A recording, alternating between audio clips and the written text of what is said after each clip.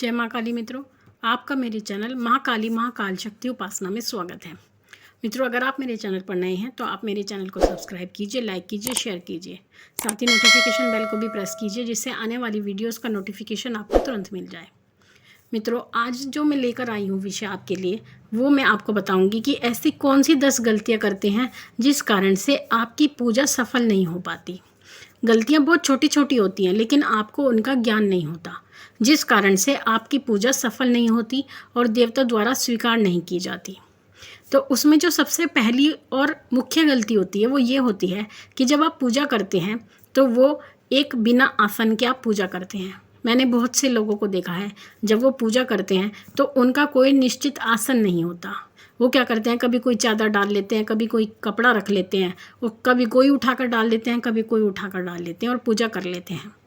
तो इससे क्या होता है कि जो आपका आसन होता है, क्योंकि आसन ही वो चीज़ होती है, यानी आसन आपकी शक्ति होती है जिस पर बैठकर आपकी ऊर्जा प्रवाहित होती है मंत्रों के द्वारा। तो आपका एक आसन होना चाहिए। ये पूजा का सबसे बड़ा नियम होता है कि आसन एक होना चाहिए, यानी आपका आसन अलग होना चाहिए। ये नहीं कि एक ही आसन पर आपके सभी परिवार के सदस्य पूजा करें। सबका अपना अलग अलग निजी आसन होना चाहिए। दूसरी चीज़, खड़े होकर पूजा करना। बहुत से लोगों को मैंने देखा है, वो क्या करते हैं, जल्दी जल्दी पूजा करते हैं खड़े होकर के। कोई भी पूजा खड़े होकर नहीं की जाती। हाँ, केवल आरती एक ऐसी चीज़ होती है जिसको आप खड़े होकर कर सकते हैं, अन्यथा कोई भी पूजा बिना आसन के बैठे बिना नहीं की जा सकती। इसलिए आप बैठकर अपने आसन पर विराजमान होकर के ही पूजा करें। तीसरी गलती, जब आप पूजा करते हैं तो पूजा करते समय आप लोटे में जल नहीं रखते। पूजा के समय जल रखना आवश्यक होता है। एक छोटी लुटिया लें या लोटा लें जिसमें आप जल भर कर रखें, और पूजा के उपरांत उस जल को तुलसी में या किसी पेड़ में अर्पित करना होता है, क्योंकि जो पूजा का वास होता है, ऊर्जा का वास, उस जल में आ जाता है।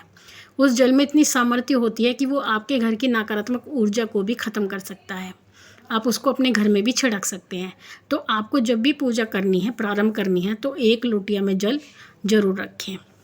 साथ ही अगर आप मंत्र जाप करते हैं तो मंत्र जाप के लिए आपके पास जो माला है वो अभिमंत्रित होनी चाहिए, यानी वो चैतन्य होनी चाहिए, जागृत होनी चाहिए। साथ ही आपकी एक जो माला होती है वो माला केवल आपकी अपनी निजी होनी चाहिए। मैं लोगों को देखती हूँ, उनके घर में केवल एक माला होती है और उसी माला से पूरे परिवार के सदस्य जाप करते हैं, तो वो जाप निष्फल होता है, उस जाप का कोई फल नहीं मिलता। क्योंकि माला एक व्यक्ति की अपनी अलग होती है और एक समय आने पर मंत्रों के द्वारा ही वो जागृत हो जाती है, यानी सिद्ध हो जाती है। और सिद्ध होने के बाद माला बहुत सारे चमत्कार करती है, जिसके लिए मैं अलग वीडियो बनाऊंगी। अगली गलती, व्यक्ति जो लोग पूजा करते हैं वो अपना इष्ट निर्धारित नहीं करते। उन्हें खुद नहीं पता होता कि उनका इष्ट कौन है, तो वो किसी की भी पूजा करते हैं। वो अपने मन के अनुसार पूजा करते हैं। कभी बालाजी की पूजा कर लेंगे, कभी शंकर जी की पूजा कर लेंगे, कभी माँ दुर्गा की कर लेंगे, कभी गणेश जी की कर लेंगे। उन्हें खुद नहीं पता होता कि हमें किसकी पूजा करनी है और कौन हमारे इष्ट देव हैं। तो इस प्रकार से क्या होता है, इस प्रकार की पूजा जो की जाती है उसका आपको कोई फ़ायदा नहीं मिलता है, यानी आप इधर उधर भागते रहते हैं और इधर उधर भागने वाले व्यक्ति को कुछ भी हासिल नहीं होता। तो सबसे पहले आप अपने इष्ट निर्धारित करें। उसके लिए मैंने अपने दूसरे चैनल पर वीडियो अपलोड किया, आप उसे देखिए, आपको स्वयं पता लगेगा कि आपके इष्ट देव कौन हैं। अगली गलती, अपने पितृ, कुल देवी और कुल देवता की पूजा ना करना। जो लोग केवल पूजा ही करते हैं और अपने कुल देवी, कुल देवता और पितरों को नहीं मनाते हैं, तो उनकी पूजा भी सफल नहीं होती, या फिर उनकी पूजा जो होती है उनको उसका पूर्ण फल नहीं मिलता। तो उन्हें ऐसा लगता है कि हमारा जो पूजा है वो पूजा करना व्यर्थ हो रहा है, लेकिन वास्तविकता वो व्यर्थ नहीं होता, वो होती है आपकी त्रुटि। क्योंकि जो देवी देवता और हमारे पितृ होते हैं वो क्या करते हैं, वो सबसे पहले पूजनीय होते हैं, सबसे पहले उनकी पूजा की जाती है। और कोई भी देवी देवता जो होते हैं वो पहले यही देखते हैं कि जो व्यक्ति अपने घर के ही देवी देवता और पितरों को नहीं पूज सकता वो हमारी पूजा क्या करेगा, तो वो देवता भी उनकी पूजा स्वीकार नहीं करते हैं। तो इसलिए सबसे पहले आप अपने कुल देवता, कुल देवी को मनाएं, पितरों को मनाएं, उसके बाद में आप उच्च देवताओं की पूजा करें। अगली गलती, आरती गाकर ना बोलना। यानी जो आरती आप गाते हैं, जो आरती करते हैं, उसको आपको गाना चाहिए। यानी जिस प्रकार से भजन गाया जाता है उसी प्रकार से आरती भी गानी चाहिए। लेकिन कुछ लोग क्या करते हैं, आरती को मन मन में कर लेते हैं और फटाफट उठ के चले जाते हैं। लेकिन आरती वो चीज़ होती है जब आपकी पूजा का अंतिम पड़ाव होता है, और उस समय पर आपको वो आरती गानी चाहिए पूरी लय में, और उसके बाद निवेदन करना चाहिए। अगली गलती, सूर्य को जल ना देना। सभी व्यक्ति आज के समय में बीमार हैं, और उनकी बीमारी का कारण होता है बहुत सारे इधर उधर की फास्ट फूड खाना, या उल्टी सीधी चीज़ें खाना, या कुछ ऐसी चीज़ें नकारात्मक ऊर्जाएं उनके शरीर में प्रवेश करना। तो वो क्या करते हैं, ऐसी परिस्थिति में सूर्य देवता आपकी शरीर को निरोग करते हैं, क्योंकि जो सूर्य की ऊर्जा होती है वो जल के माध्यम से आपके शरीर में प्रवेश करती है। तो इसलिए कहते हैं कि जितनी जल्दी सूर्य को सुबह के समय जल दिया जाता है वो आपके शरीर को उतना ही निरोग बनाता है। लेकिन आज के समय में व्यक्ति देर से उठते हैं, सूर्य को जल नहीं देते, उनको ज्ञान ही नहीं है कि सूर्य को जल भी दिया जाता है। और जो आज की पीढ़ी है वो तो इन बातों में बिल्कुल विश्वास नहीं करती। तो आपको सबसे पहले उठ करके नहा धो करके सूर्य को जल अर्पित करना चाहिए।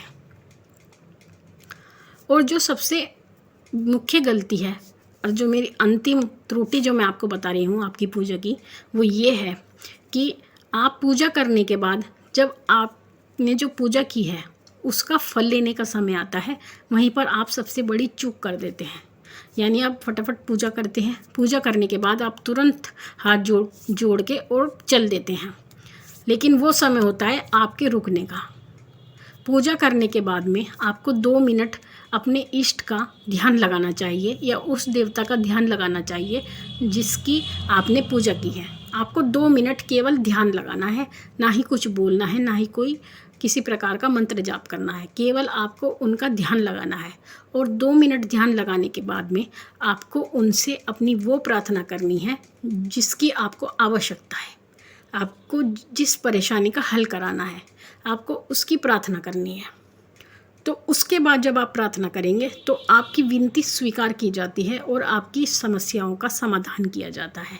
क्योंकि कोई भी चीज़ होती है वो हर चीज़ नियम से चलती है, और अगर आप अपनी पूजा में सफल नहीं हो रहे हैं तो इसका अर्थ यही है कि आपकी पूजा में त्रुटि है, आप उनके नियमों को जानते ही नहीं हैं। केवल आप सुनी सुनाई बातों को करते हैं, और वास्तविकता उनमें क्या होती है आप इससे अनभिज्ञ होते हैं। तो जो त्रुटियां मैंने आपको बताई हैं, अगर आप भी अपनी पूजा में ये त्रुटियां करते हैं तो आप अपनी पूजा में आज ही सुधार करें, और जैसे जैसे आप सुधार करेंगे आपको खुद पता लगेगा कि आपके जीवन में कितना परिवर्तन आया है। तो मित्रों, आशा करती हूँ मेरे द्वारा दी गई जानकारी आपको पसंद आई होगी। इसी प्रकार की जानकारी को प्राप्त करने के लिए आप मेरे दूसरे चैनल को भी सब्सक्राइब करें, जिसका नाम है महाकाली माँ काल शक्ति संवाद। साथ ही अगर आपको किसी भी प्रकार की शंका है, परेशानी है, आप मुझे कमेंट बॉक्स में कमेंट कर सकते हैं। और अगर आप मुझसे जुड़ना चाहते हैं इंस्टाग्राम से, फेसबुक से, तो आप मुझे वहाँ पर भी फॉलो कर सकते हैं, फ्रेंड रिक्वेस्ट सेंड कर सकते हैं। मैं आपसे फिर मिलूँगी इसी प्रकार की जानकारी के साथ। तब तक के लिए माँ भगवती से यही प्रार्थना करती हूँ कि वो आपके भंडारे भरती रहे। जय महाकाली, जय महाकाल।